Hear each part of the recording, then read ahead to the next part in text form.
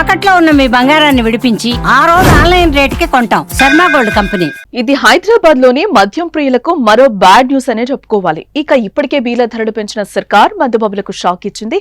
అయినా సరే మందుబాబులు తగ్గేదేలే అంటున్నారు.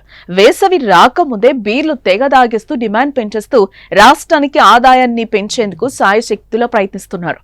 ఈ నేపథ్యంలో పోలీస్ శాఖ బ్యాడ్ న్యూస్ వినిపించింది. ఈ నెల 14వ తేదీన అంటే రేపు మద్యం దుకాణాలు మూసివేయాలని ఆదేశాలు జారీ చేసింది. 14వ తేదీన హోళీ పండుగ సందర్భంగా ఈ నిర్ణయం తీసుకున్నట్లుగా పోలీసులు అంటున్నారు.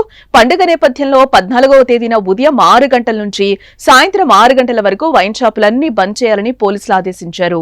ఈ సందర్భంగా పోలీసులు పలు కీలక సూచనలు, హెచ్చరికలు కూడా చేశారు.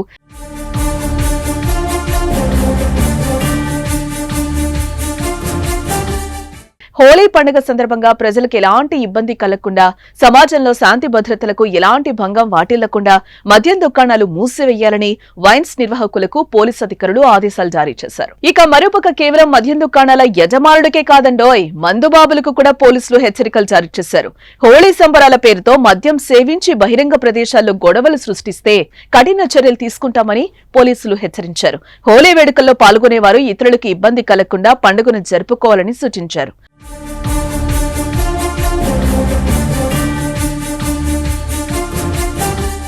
బహిరంగ ప్రదేశాల్లో వాహనదారులపై, సంబంధం లేని వ్యక్తులపై రంగులు చల్లుతూ ఇబ్బందులకు గురి చేయొద్దని కూడా హెచ్చరించారు. అయితే హోళీ పండుగ రోజున యువత రంగులు చల్లుకుంటూ తెగ ఎంజాయ్ చేస్తూ ఉంటారు. ఎక్కడ చూసినా కలర్ఫుల్ గా కనిపిస్తూ ఉంటుంది. అయితే కొంతమంది యువత మాత్రం హోళీ పేరుతో అతి చేస్తూ ఉంటారు. గుడ్లు, టమాటాలు కొడుతూ ఇతరులను కాస్త ఇబ్బంది పెడుతూ ఉంటారు.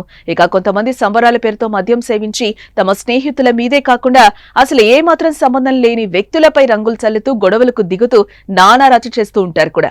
మరోవైపు హోళీ రోజున పెద్ద పెద్ద గ్రౌండ్లలో రైనీ డాన్స్లు, డీజేలు పెట్టుకుని తెగ సంబరపడిపోతూ ఉంటారు. అక్కడ కూడా మద్యం సేవించి నానా రచ్చ చేసే వాళ్ళు కూడా ఉండొచ్చు. హోళీ సందర్భంగా కూలి పనులు చూసుకునే వాళ్ళు పండుగను జోరుగా జరుపుకుంటారు. తమకొచ్చే వసూళ్లతో విందులు చేసుకుంటూ ఉంటారు. మరి ఇలాంటి విందుల్లోకి మందు లేకపోతే ఎలా? అరేరే, పెద్ద సమస్య వచ్చిందే. 6 తర్వాత షాపులు తెరుస్తారు కదా, అప్పుడు చేసుకుంటే సరిపోద్ది. ఇది మాత్రం ఖచ్చితంగా బ్యాడ్ న్యూస్ లోనూ ఊరటనిచ్చే అంశమే మరి.